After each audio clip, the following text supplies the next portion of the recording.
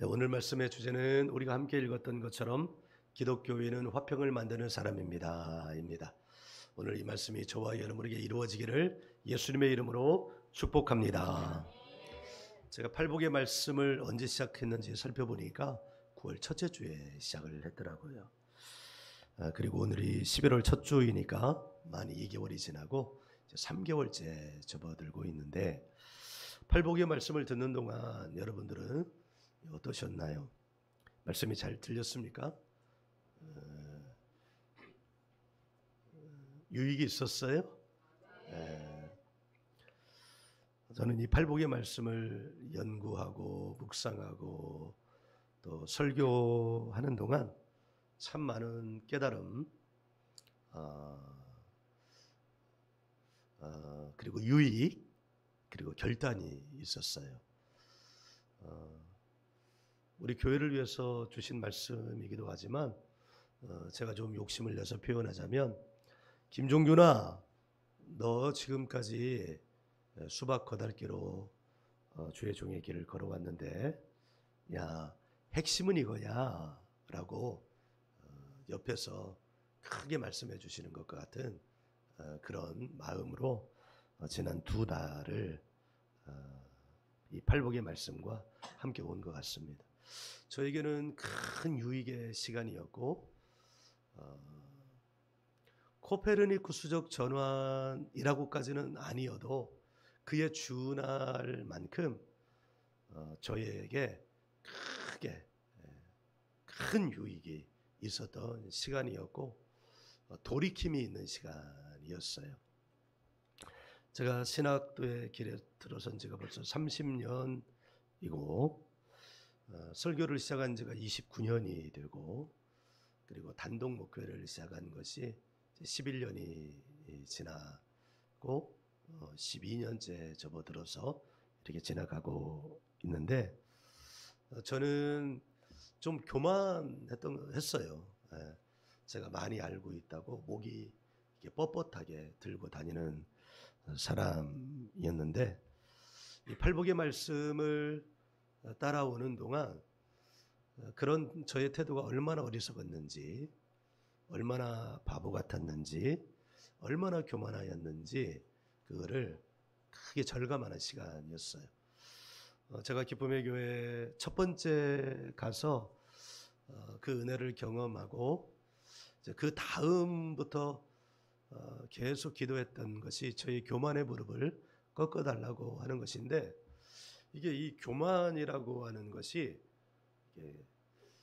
완전하게 그것을 잘라내지, 그 무릎을 잘라내지 않으면 계속 불쑥불쑥 그거 뭐죠? 이거 두더지가 머리를 이렇게 내오는 것처럼, 여기 이게 뭐 여기 곳곳에서 올라오는 것처럼 제 내면 안에서 그 두더지 머리가 올라오는 것과 같이 교만의 머리가 올라오는 것을 경험을 했어요.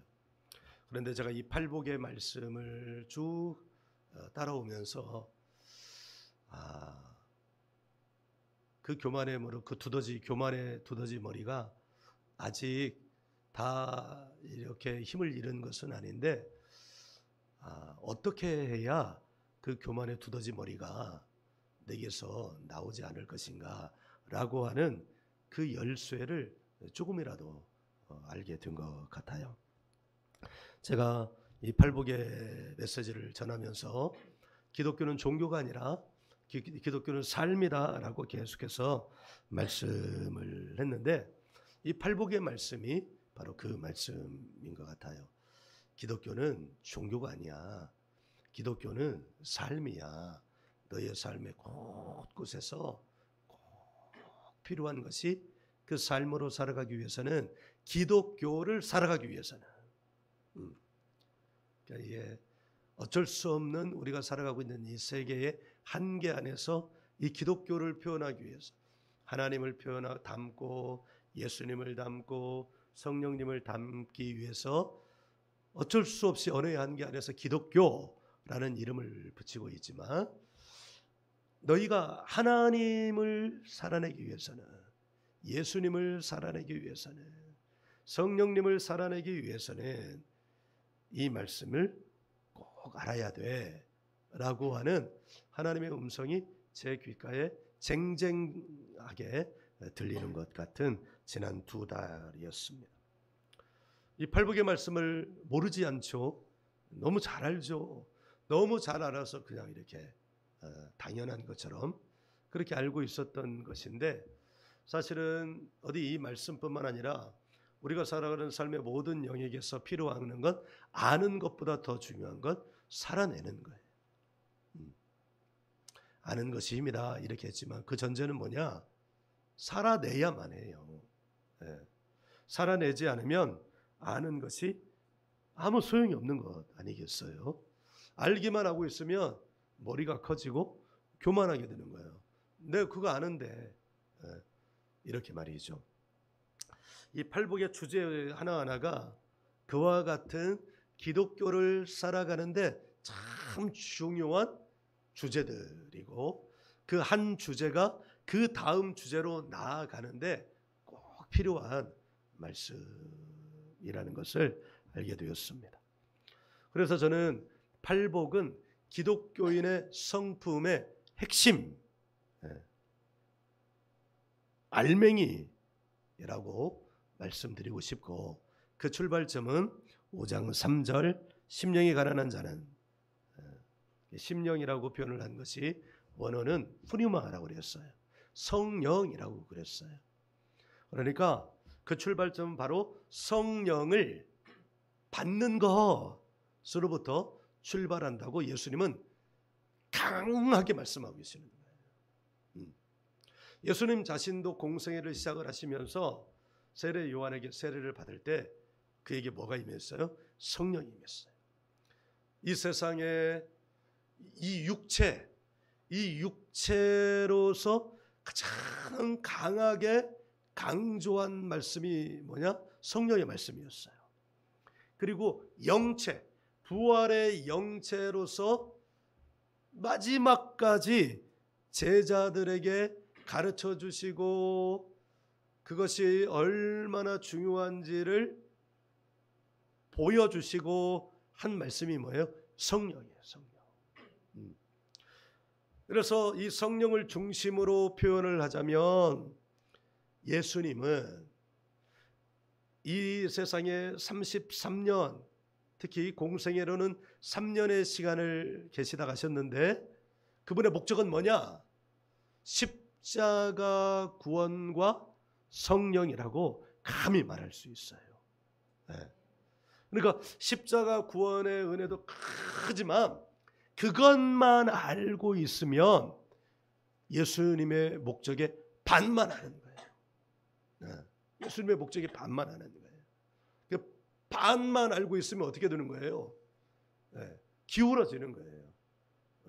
온전하지 못하는 거죠. 그럼 무엇까지 있어야 돼요? 예수님이 강조하신 것까지 있어야죠. 십자가와 성령. 구원을 완성하는 게 뭐냐? 성령이다라는 것을 우리가 꼭 기억하기를 간절히 바라고 원합니다. 자, 오늘 말씀에서 말씀은 화평이라는 말로 시작을 해요. 화평하게 하는 자는 우리 언어로는 세 어절로 이루어져 있죠. 화평하게 하는 자. 그러나 원문 헬라어는 이게 한 단어예요. 한 단어. 에이레노 포이오스. 화평하게 하는 자입니다. 이거는 번역을 그냥 있는 그대로 아주 잘했어요. 이 단어 에이레노 포이오스라는 이 단어는 헬라어 두 단어가 연결이 된 단어예요. 한 단어는 에이레네. 이 단어의 뜻은 평화, 복지, 번영이라는 뜻을 가지고 있어요. 다른 한 단어는 포이에오라는 단어인데 이 단어 참 중요해요. 이 단어는 만들다, 행하다. 그러니까 구약 성경에서 하나님의 창조의 활동을 표현하는 히브리어 단어가 아사, 만들다, 행하다, 창조하다라는 단어인데, 이 단어가 헬라어로 번역이 될 때 바로 이 포이에오라는 단어를 사용을 했어요. 이 에이렌의 평화 복지 번영은 히브리어 뭐에 해당이 되는 단어냐면, 뭐에 해당이 되는 단어일까요? 평화 복지 번영, 샬롬에 해당하는 단어예요. 자, 여기서 에이레네라는 이 단어의 기본 개념이 중요합니다. 이게 마치 성경 공부하는 것 같은데, 사실 설교가 성경 공부에 해당하는 거죠. 자, 이 에이레네의 기본 개념이 참 중요한데요. 여러분, 오늘 이걸 꼭 새겨놓고 잊지 마세요. 이 단어의 기본 뜻은 관계의 방법이나 태도. 그러니까 태도는 겉으로 드러나는 거잖아요. 우리가 마음이 청결한 이 말씀을 받기 위해서 이 악한이라는 단어를 가진 두 개의 단어를 계속해서 생각을 했었잖아요. 악한 행위, 이걸 표현할 때 헬라어는 두 단어, 악한이라는 단어를 표현할 때 두 단어가 있었다고 그랬잖아요. 나쁜, 하나는 카코스, 하나는 포네로스. 그런데 이 카코스는 그 악한 행동의 각각의 행동, 그러니까 욕한다, 시기한다, 질투한다, 분열하게 한다 라는 이 각각의 행동을 가리킬 때 카코스를 사용한다고 그랬어요. 포네로스는 나쁜 상태에 있는, 그러니까 이미 존재 자체가 그냥 나빠요. 그러니까 그 존재에서 뭐가 나오는 거예요? 행위가 나오는 거죠. 여기 에이레네는 그렇게 카코스를 같은 그런 각각의 행위를 가리키는 것과 같은 개념을 가지고 있어요. 그러니까 이 에이레네는 존재가 아니라는 말이에요. 매우 중요하죠.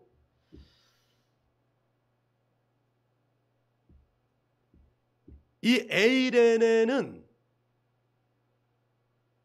제가 말할 때 약간 헷갈린 것 같은데, 방법이나 태도가 아니라고 그랬어요. 그럼 에이레네는 뭐냐?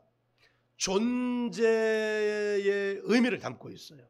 그러니까 이 말은 평화의 상태에 있는 존재로서의 평화를 말하는 거예요. 그 악한이라는 생각과 이렇게 비교해서 말하면 카코스에 해당하는 게 아니라 포네로스에 해당하는 거예요. 이해가 되시죠? 그러니까 겉으로 한 번의 평화 행위, 이게 에이레나가 아니라 계속해서 평화의 상태에 있는 거예요. 그러니까 영구적인 평화의 상태, 한마디로 말하면 존재. 그러니까 예수님께서 이 땅에 무엇을 하러 오셨어요? 화목하게 하려고. 누구와 누구의 불화 사이에서 하나님과 피조물 인간들의 불화의 상태에 있는 걸 어떻게 화목하게, 화목의 상태에 있게 하기 위해서. 그래서 여기에서 한 번 구원은 영원한 구원이라는 명제가 나온 거예요. 왜냐하면 그가 예수님을 진실로 영접했다면 하나님과 그 사이에 어떤 상태가 이루어져 있는 거예요? 에이레네가 이루어져 있는 거예요. 그러니까 한번 에이레네가 이루어져 있다는 건 뭐예요? 하나님과 나 사이에 뭐가 이루어져 있는 상태에 있는 거예요? 평화가 이루어져 있는 상태에 있는 거예요. 그러니까 내가 예수님을 진실로 영접했다면, 근데 그것은 누가 아는 거예요? 내가 아는 거예요. 내가. 지금 여러분들도 축복합니다. 내가 예수님을 영접한 상태에 있다는 것을 알고 있기를 축복합니다. 네. 그런데 자기가 또 알아요. 나는 에이레네가 아니야. 여기 있지만 에이레네가 아니야 라는 것도 알아요. 네, 알아요. 그래서 내가 축복하는 거예요. 예수님을 진심으로 영접하는 자 되기를 축복하는 거예요. 예. 근데 그 영접을 한 자는 알아요. 저는 하나님과 불화하지 않습니다. 저는 하나님과 평화를 이루고 있습니다. 하나님으로부터는 절대 그 평화가 깨지지 않습니다. 간혹 제가 잘못할 수가 있어요. 그러면 하나님 앞에 약간 하나님을 보는 게, 본다는 것, 생각하는 걸 다 포함하는 거예요. 지난번에 하나님을 본다는 것은 지각인지 감각이잖아요. 그 감각을 할 때 약간 거리 껴져요. 왜? 내가 잘못했으니까. 우리가 사람과 사람 사이에도 내가 뭔가를 잘못하면 혼자서 계면쩍잖아요. 그런 것처럼. 그러나 그 평화의 상태는 깨지지 않아요. 이게 에이레네예요. 이게 에이레네. 여러분 안에 이 에이레네가 있기를 다시금 축복합니다. 이 에이레네가 너무 중요해요. 예수님이 세례 받으실 때 특별한 일이 있었어요. 성경이 마태, 마가, 누가, 요한이 다 그걸 표현해요. 이게 뭐냐면 성령이 임했죠. 성령이 임했어요. 마태복음 3장 16절 한번 펴서 읽어볼까요? 마태복음 3장 16절 같이 읽어요. 예수께서 세례를 받으시고 곧 물에서 올라오실새 하늘이 열리고 하나님의 성령이 비둘기같이 내려져 자기 위에 임하심을 보더니. 아멘. 자, 여기 세례를 받으시고 물에서 올라올새 하늘이 열리고, 그 다음에 누구의 성령이? 하나님의 성령이 예수에게 임했는데 어떻게 임했어요? 비둘기처럼 임했어요. 독수리처럼 임했다고 말하지 않았어요. 뭐처럼? 비둘기처럼. 여러분, 비둘기는 뭐의 상징이에요? 평화의 상징이에요. 세상에서 평화의 상징이에요. 비둘기는 성경에서는 성령의 상징이에요. 그런데 그게 또 뭐의 상징이라고 그랬어요? 평화의 상징이라고 그랬어요. 자, 이거 둘을 종합하면 예수님에게 임한 성령은 뭐의 상징이라고 종합할 수 있어요? 평화의 상징. 평화의 상징. 화목의 상징. 자, 그러면 여기서 한 걸음 더 깊게 나가면 성령이 그에게 임했다는 것은 무엇을 말하는 것일까요? 하나님과 나 사이에 뭐가 이루어졌다? 에이레네가 이미. 아멘. 에이레네가 임해진 거예요.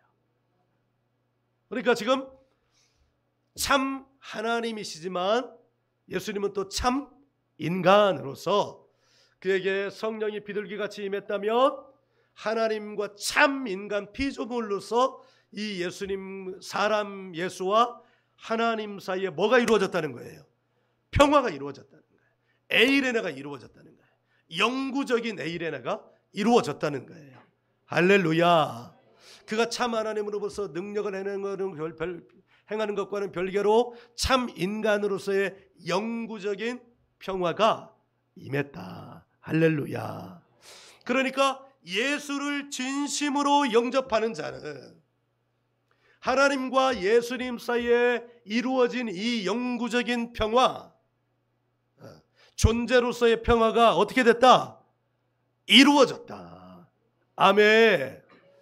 아멘. 이게 존재론적으로 얼마나 중요한지 몰라요.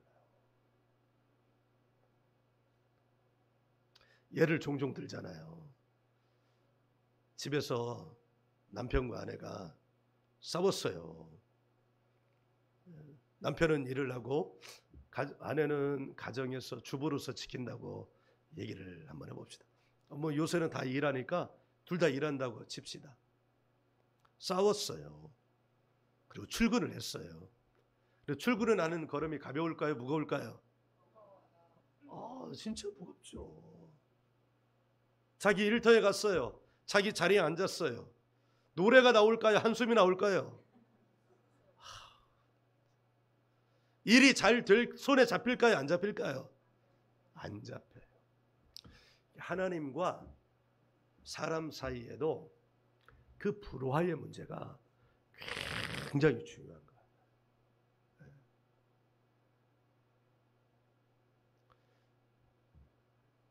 우리가 2% 부족하다 이런 말이 있잖아요. 사람이 아무리 잘 나가도 그 존재론적으로 2%가 부족해요. 그 2%를 성경에서는 뭐라고 표현했냐면 잠언에서 표현했는데 영원을 사모하는 마음이라고 그랬어요. 그래서 사람이 있는 온 땅에는 종교가 있어요. 짐승들 사이에 종교가 있다고 들어봤어요? 없어요. 그러나 우리가 원시인이라고 미개한 종족이라고 말하는 그 부족들 사이에서도 뭐가 있어요? 종교가 있어요. 왜 그럴까요? 영원을 사모하는 마음이 채워져야 하는데 그것을 어떤 형식으로 채우려고 한 거예요? 종교의 형식으로 채우려고 한 거예요. 그런데 하나님께서 예수님을 이 땅에 보내셔서 그 종교의 영역에 채워져야 할 것을 분명히 가르쳐 주셨죠. 우리가 복음을 전한다, 우리가 선교를 한다, 이것은 너희가 그 2% 부족한 영혼을 사모하는 마음을 채우기 위해서 이렇게 했는데 진짜 채워야 할 것은 그것이 아니라 이거야. 사도 바울이 아테네의 그리스 로마 문화의 헬라니즘의 최고봉인 천하기요 종교의 최고봉인 아테네에 가가지고 너희들이 알지 못하는 신에게라고 섬기고 있는데 그 알지 못하는 신을 내가 알려줄게 하면서 한 게 바로 2% 부족한 영혼을 사모하는 마음은 진짜 이걸로 채워야 돼 가르쳐 준 거예요. 두 번째 단어는 포이에오죠.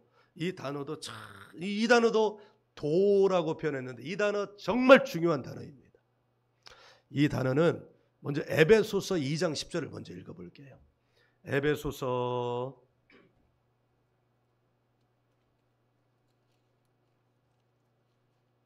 2장 10절 같이 읽어요. 시작. 우리는 그가 만드신 바라 그리스도 예수 안에서 선한 일을 위하여 지으심을 받은 자니 이 일은 하나님이 전에 예비하사 우리로 그 가운데서 행하게 하려 하심이더니. 아멘. 자, 여기서 우리는 그가 만드신 바라, 그는 하나님이잖아요. 우리는 나고 만드셨다. 근데 우리 말로는 만드신 바라 이렇게 표현해서 마치 동사처럼 표현을 했지만 원래대로 하면 우리는 하나님의 작품이다. 작품이라는 말은 어떤 단어일까요? 포이에마. 그래서 만드신 바, 이게 작품인데 포이에마라는 단어예요. 이 포이에마라는 단어는 포이에오의 명사형이에요. 그러니까 여러분 이 말씀을 우리가 읽었는데 이 포이에오, 그러니까 에이레네는 평화의 상태에 있는, 포이에오는 만들다, 행하다. 그러니까 이 에이레네 포이에오 이 단어를 함께 표현을 하면 화평을 만드는 자.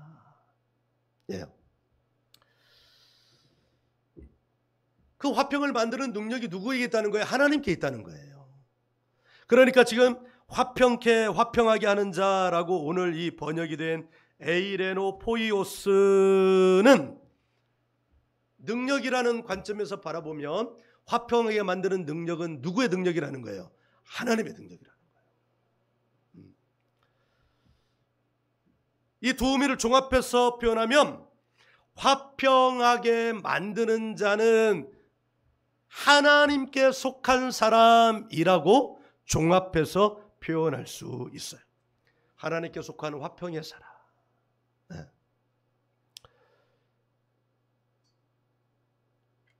이 말을 의미상으로 표현하자면 화평을 만들어 가기 위해 애쓰는 의미를 말할 수 있지만 본래 의미에 더 가깝게 표현을 하고자 하면 이렇게 표현을 할 수 있어요.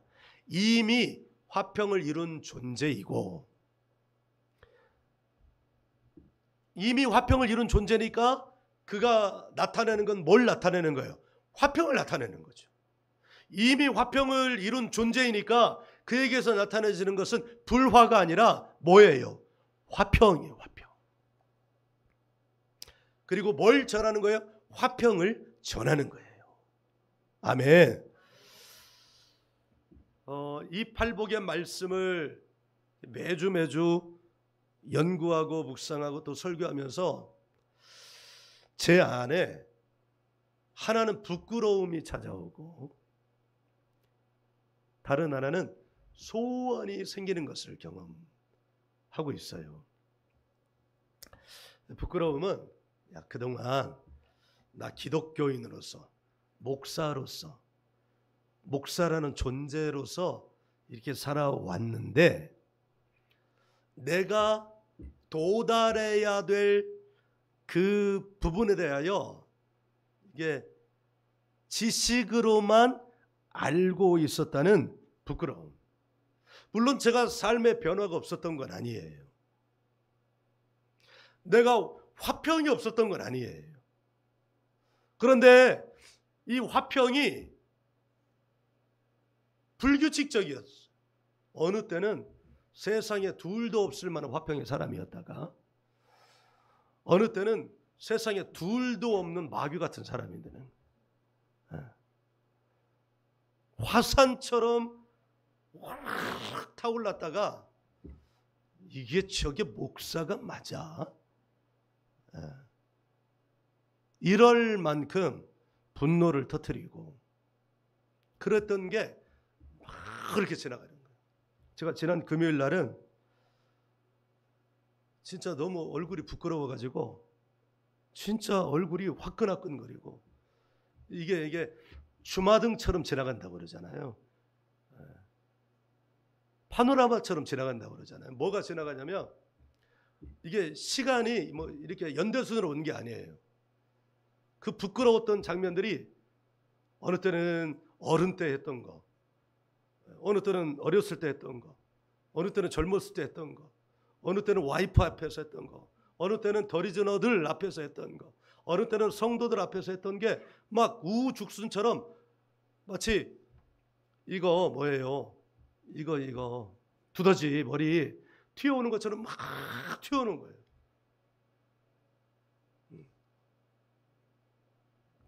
너무 부끄러워가지고 내가 이거 강단을 파고 들어갈 수 있었으면 파고 들어가고 싶다.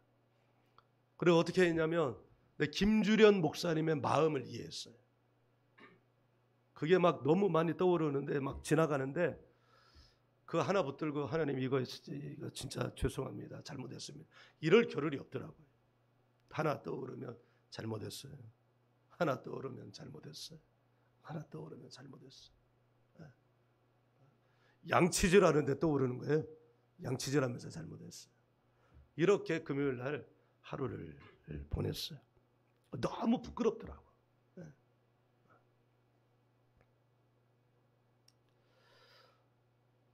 어느 때는 세상에 둘도 없는 화평의 존재였다가 어느 때는 둘도 없는 활화산같이 터져오르는 분노의 존재였다가 이런 저의 모습이 막 지나가는 거예요. 그런데 또 하나의 마음은 소원이었어요. 내가 이제 할 수 있겠다. 이 에이레노 포이오스로서 살아갈 수 있겠다.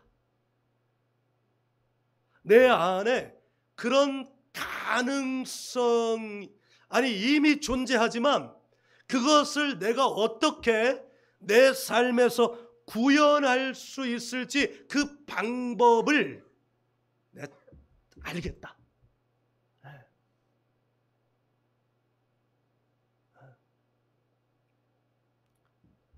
그것을 알게 되고 또 나도 이렇게 에이레노 포이오스로서 살아가고 싶다는 소원과 그렇게 살겠다는 결단과 또 그렇게 될 수 있다는 희열이 동시에, 부끄러움과 이 소원, 희열이 동시에 저를 찾아왔어요. 이거 부끄러움이 찾아올 때는 막 땅을 파고 들어가고 싶었는데, 이 소원과 이 희열이 찾아올 때는 진짜 너무 좋더라고요. 너무. 오늘 말씀을 가장 잘 예수님이 더 깊게 설명한 말씀이 있어요. 그게 바로 5장 43절부터 45절이에요. 5장 43절부터 45절.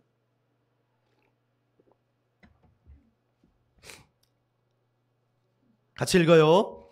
또 내 이웃을 사랑하고 내 원수를 미워하여 했다는 것을 너희가 들었으나 나는 너희에게 이르노니 너희 원수를 사랑하며 너희를 박해하는 자를 위하여 기도하라.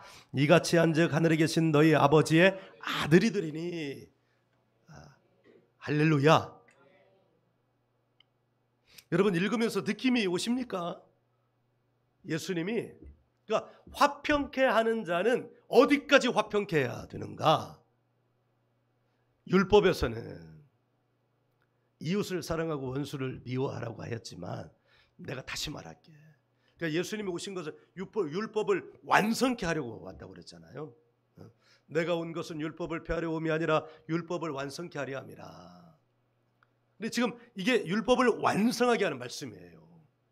율법에서는 이웃은 사랑하고 원수는 미워해라 이렇게 했는데, 예수님은 뭐라고 말씀하시냐면 너희 원수를 사랑하고 너희 박해하는 자를 위하여 기도하라. 그러니까 이 화평이 어디에게까지 이루어져야 된다는 거예요? 말하고 싶지 않죠. 그것만은 난 할 수 없어. 그거예요. 원수는 원수로 남겨놓고 싶어. 원수에게 어떻게 사랑이라는 말을 붙일 수 있어? 나도 그랬어요. 그런데 예수님은 그 원수마저도 사랑해라. 이게 왜 5장 9절의 말씀과 연결되느냐? 그 뒤에 말씀 때문이에요. 이같이 한즉 하늘에 계신 너희 아버지의 아들이 되리니. 여기 5장 9절 말씀 보면 화평하게 하는 자는 복이 있나니 그들이 하나님의 아들이라 일컬음을 받을 것이요, 이렇게 말씀하고 있잖아요. 아멘. 예수님을 체포하는 자리에서 말고라는 자가 막 잡으러 덮치니까 베드로가 말고의 칼을 빼가지고 휘둘렀는데 뭐가 잘려졌어요? 귀가 잘려졌어요. 말고는 예수님의 원수잖아요. 예수님을 체포하러 왔으니까. 그런데 예수님이 말고를 꾸짖지 않으시고 누구를 꾸짖었어요? 베드로를 꾸짖었어요. 내가 지금이라도 하늘의 천군 천사를 불러서 나를 보호해달라고 내가 할 수 없는 줄 아느냐? 칼로 응한 자는 칼로 망한다. 칼을 집어넣어라. 그리고 말고의 귀를 붙여주셨어. 그럼 말고의 귀를 붙여준 것이 팩트일까요? 그냥 소설 같은 얘기일까요? 팩트라고 말해야죠. 예수님 죽은 자도 살리셨잖아요. 문둥한 자도 고치셨잖아요. 중풍한 자도 고치셨잖아요. 귀 하나 붙이는 거 할렐루야. 기쁨의 교회 성회에 이제 가다 보면 간증들을 많이 듣는데, 오래 이렇게 같이 동역하신 분 가운데 전주에 오 무슨 목사님이라는 분이 계신데요. 그분은 자기가 만나는 사람 가운데 이게 사고가 나가지고 힘줄이 끊어져서 손이 오그라든 사람이에요. 근데 여러분, 그분이 예수님의 이름으로 성령의 능력을 입어 예수님의 이름을 말하니 손가락은 펴지고 원래대로 회복될지어다. 그러니까요, 손이 원래대로 회복돼서 정상이 됐다는 거예요. 아멘. 믿으시면 아멘 하세요. 화평하게 하는 자의 존재로서의 최고의 예가 바로 이 말씀이에요.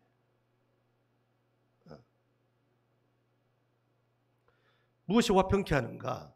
어디까지 화평하게? 그러니까 화평케 하는 자는 뭐라고 그랬어요? 이미 화평을 이룬 존재, 화평을 나타내고 그 존재에서는 뭐가 나오는 거예요? 사과나무에서 배가 열려요? 사과나무는 사과나무라는 존재잖아요. 근데 그 결과는 뭐예요? 열매잖아요. 사과. 그러니까 화평케 하는 자는 존재예요. 그러면 거기로부터 나오는 열매는 뭐예요? 화평이에요. 어디까지 화평하라는 거예요? 원수까지 화평하라는 거예요. 누구처럼? 예수님. 예수님은 누군데? 하나님의 아들인데. 네가 만일 여기까지 나아간다면 너 하나님의 아들이야. 예수님만 하나님의 아들인 것이 아니라 너도 하나님의 아들이야. 아, 난 여잔데. 그런 의미가, 이건 생물학적 성으로서의 의미가 아니라 존재로서의 의미를 말하는 거예요. 네가 만일 여기까지 나간다면 너 하나님의 아들이야. 하나님의 아들에게는 뭐가 나타나요? 하나님의 능력이 나타나는 거잖아요. 죽은 자를 살리고 병을 고치고 그의 말을 들으면 존재가 회복이 되고 귀신이 쫓겨나가는 그런 역사가 일어난다. 여러분, 그러니까 여러분 지금 우리가 5장 3절에서 9절까지 이렇게 하나 여기까지 왔는데 지금 우리가 도달해야 될 목표가 어디냐? 등산을 한다면 최고봉의 목표가 뭐냐? 바로 화평케 하는 자. 에이레노 포이오스. 기독교 삶으로서의 기독교에 도달해야 될 최고봉이 어디냐? 바로 여기 하나님의 아들이 되는 것인데, 하나님의 아들이 누가 하나님의 아들이라 일컬음을 받고 되는 것이냐? 누구예요? 화평하게 하는.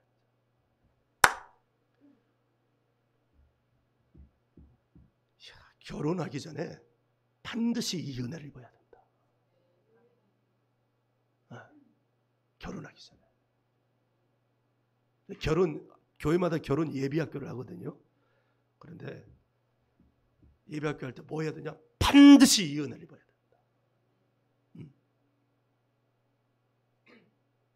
그러면 그 가정에 뭐가 존재하는 거예요? 화평이 존재하는 거예요. 그럼 그 가정에서 자녀가 태어났어요. 그러면 그 자녀를 어떻게 양육할까요? 화평으로 양육하는 거예요. 할렐루야. 그럼 지금이라도 부부학교 해야 돼. 부부학교 뭘 가르쳐요? 화평. 그러니까 제가 이 지금 팔복의 말씀을 이렇게 천천히 찾아오는데 예수님이 하나님 나라의 가장 핵심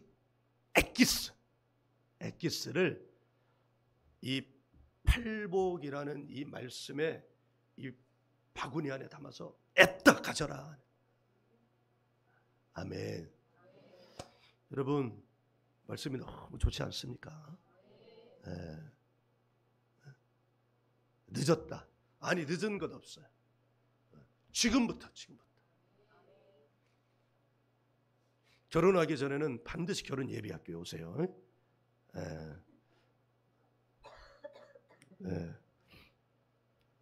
학생들은 아직 멀었으니까. 가정에 이 에이레노 포이오스 이 존재화가 이루어진다면 그 가정에 뭐가 있는 거예요? 하나님 나라가 있는 거예요. 하나님 나라. 이 하나님의 아들이라는, 그러니까 넘어가기 전에 오늘날 대한민국 사회가 극단적인 이념의 투쟁이 됐는데 그 핵심에 뭐가 있어요, 여러분? 사실 누가 있어요? 그 이념의 싸움의 그 중앙에 누가 있어요? 솔직하게 얘기하면 기독교인들이 있어요.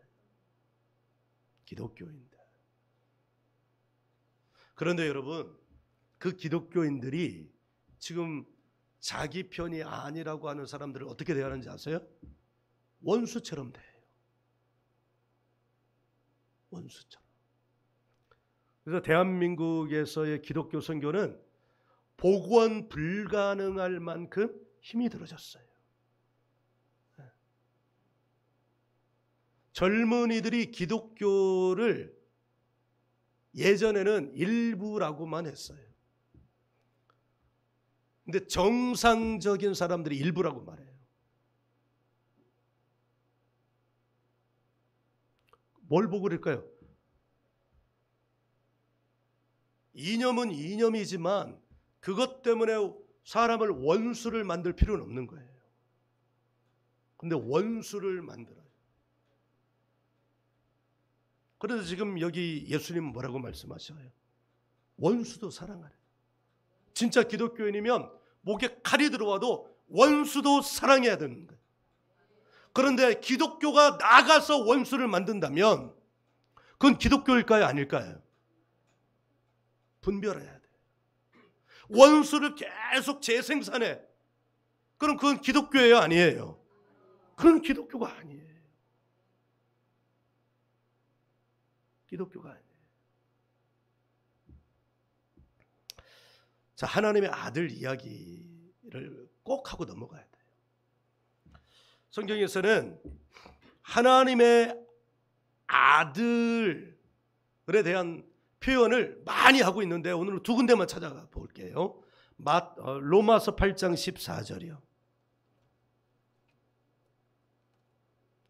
로마서 8장 14절.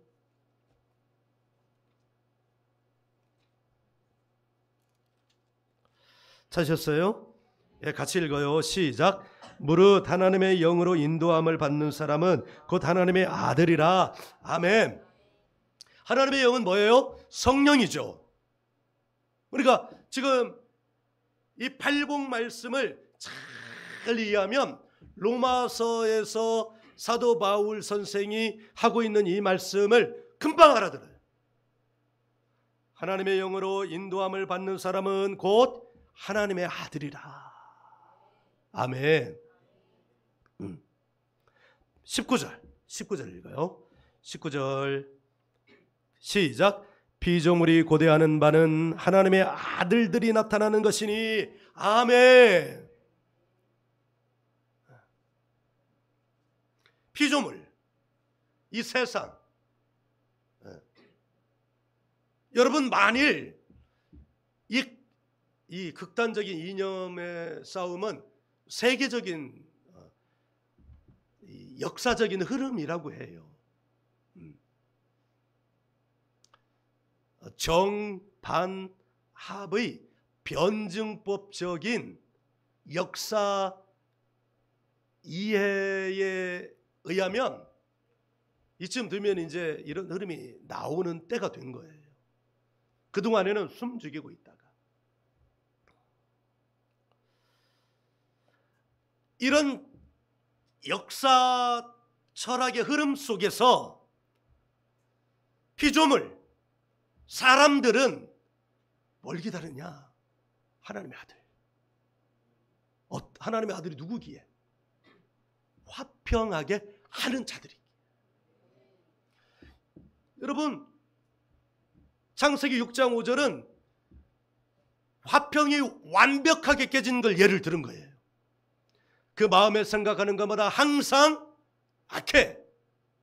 이 말은 싸운다는 거예요. 그럼 그때 거기에 뭐가 있으면 그들은 뭘 기다릴까요? 화평케 하는 자, 하나님의 아들들을 기다리는 거예요. 지금 이 시대가 다툼의 시대예요. 이 시대는 누구를 기다릴까요? 화평하게 하는 자들이에요. 하나님의 아들들을 기다려요. 여러분, 아멘이에요? 네. 불화가 있는 가정에 뭐가 들어가야 돼요? 화평이 들어가야 돼요. 근데 누가 화평케 해요? 하나님의 아들들이요. 아멘. 아멘. 네.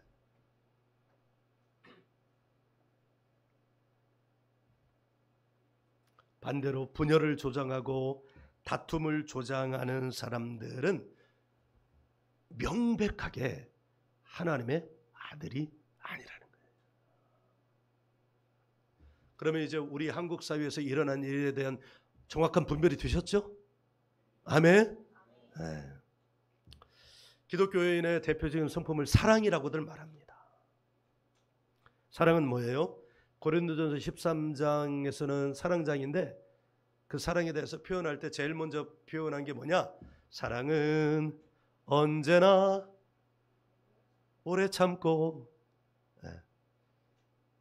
사랑은 언제나 온유하며, 사랑은 시기하지 않으며, 자랑도 교만도 아니하며.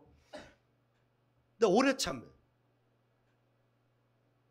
네, 계속 오래 참을 수 있어요? 오래 참다가 터지죠.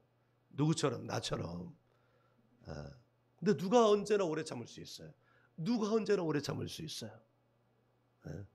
하나님의 아들요. 하나님의 아들. 화평하게 하는 자. 그런데 무엇으로 인도함을 받아야 돼요? 하나님의 영으로, 성령으로 인도함을 받아야 돼요. 그런데 이 에이레노포이오스가 수동적이지 않고 능동적이라는데 더 방점이 있어요. 화평하게 하는 자, 적극적으로 화평을 만들어가는 자. 아멘. 분열이 있는 곳에 들어가서 그 분열을 잠재우고 평화를 만들어가는 사람. 그래서 최고의 성인이라 일컫는 받는 사람이 누구예요? 프란치스코.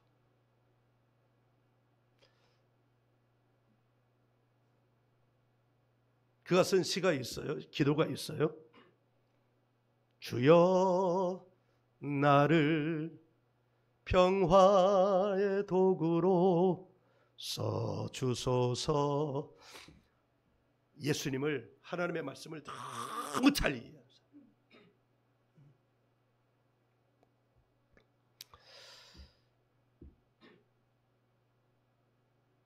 사랑이라는 이 안에 가장 핵심이 뭐냐? 화평하게 만드는 거예요.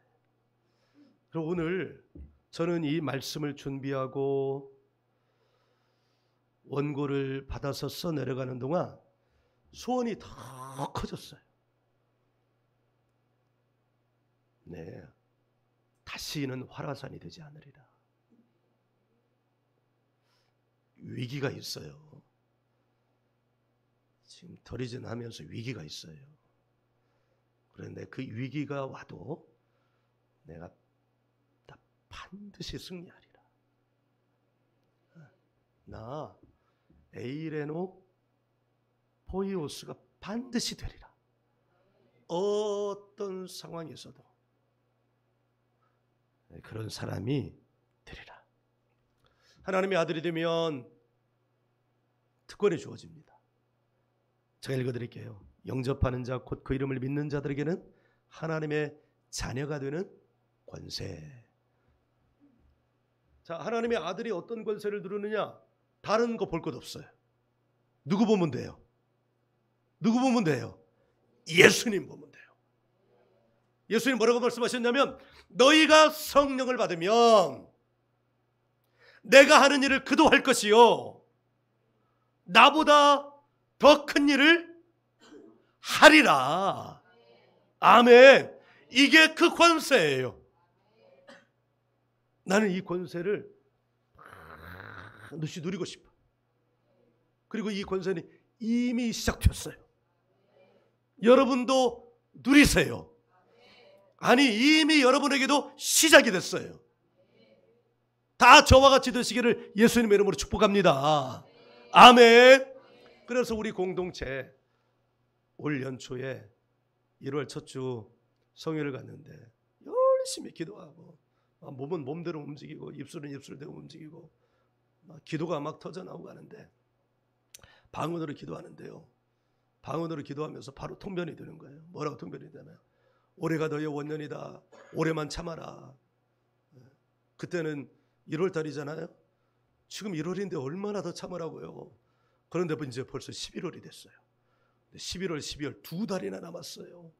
2달을 참아야 되는데 그런데 있잖아요. 지난 10개월 동안 하나님께서 우리에게 이루신 일이 하나님의 아들의 권세를 누리게 하는 일에 보여주시는 일을 얼마나 많이 보여주셨어요. 할렐루야. 여러분도 그 권세를 마음껏 누리시는 저와 여러분 되시기를 예수님의 이름으로 축복합니다. 할렐루야.